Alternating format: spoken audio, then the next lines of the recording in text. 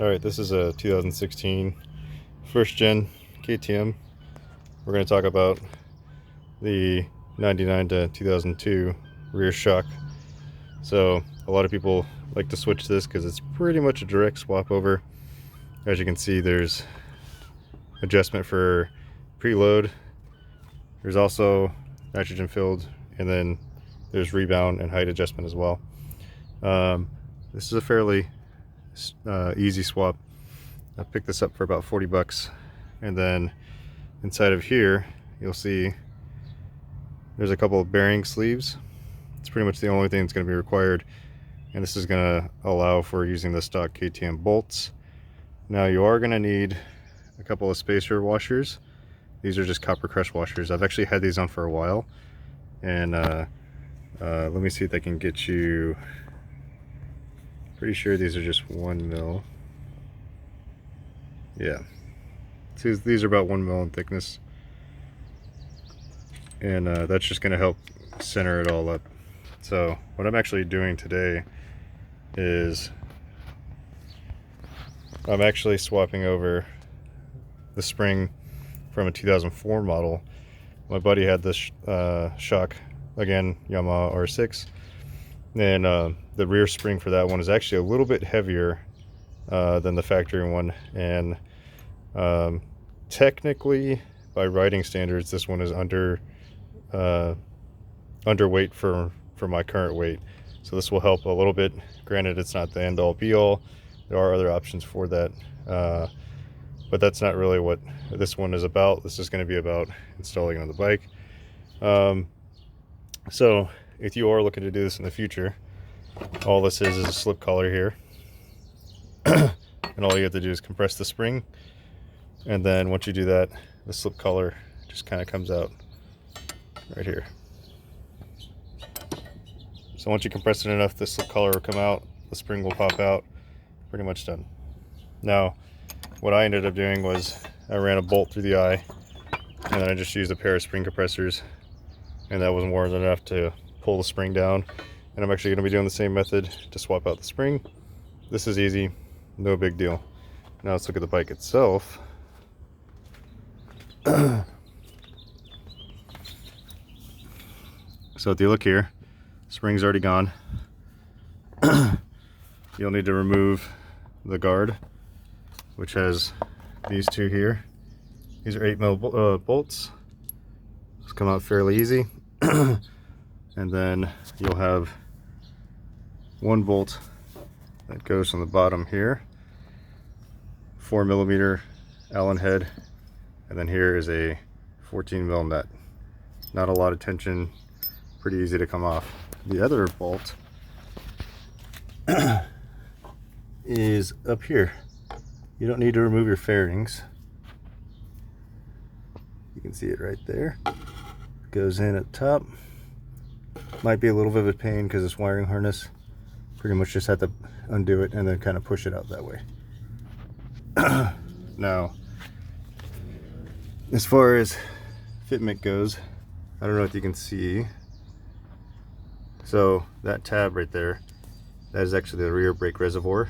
I ended up bending it out to make clearance for the nitrogen bottle. And in the process, when I moved, the movers broke my original one, so I just replaced it with that one. Now I can just fit it in here. I'm just going to show you, just because, to kind of give you an idea of the space we're talking about. So that pretty much lines up, not a problem. That lines up top, and then I'm going to drop that, come around, and if you look, once it's set up, your nitrogen bottle ends up being right there in that pocket. So it's almost like it was meant to be. Now I don't know, I'm pretty sure this will fit with stock 16 exhaust.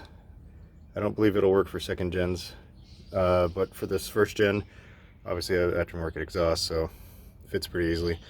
And as you can see, removing it in and out is not a problem at all. So the question is why would somebody want to do this in the first place?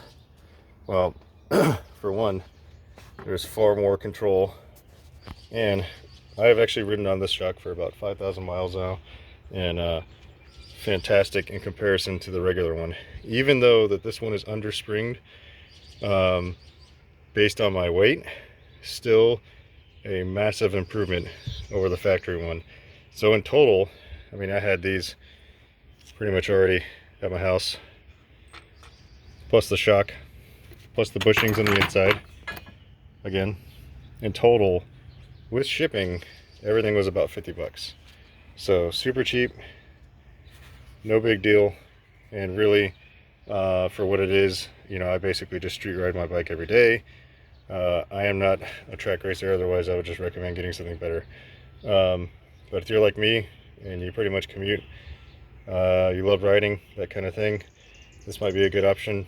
Highly recommend it. And of course, if you happen to get two, then a newer model with a different spring, you could easily swap that out. I've already measured this spring to this spring. Diameter wise, it's exactly the same. I want to pull this cup off.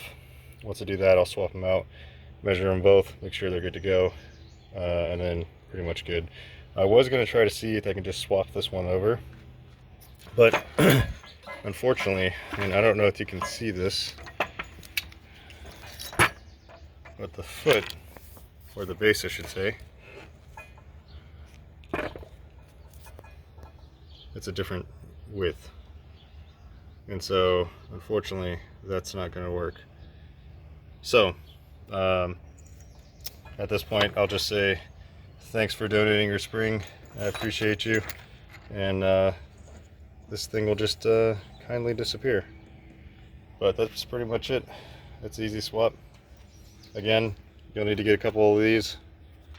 You'll need to get the bushings on the inside, and you'll retain all the factory bolts and nuts. What else am I missing here? And that's it. Now, eBay, good source of these.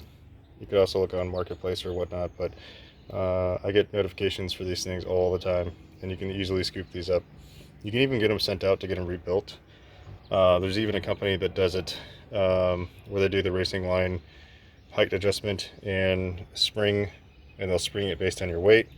But that's for more of the weekend track guys that, you know, may not necessarily want to buy a super high-end shock, but still want to benefit from using a newer shock.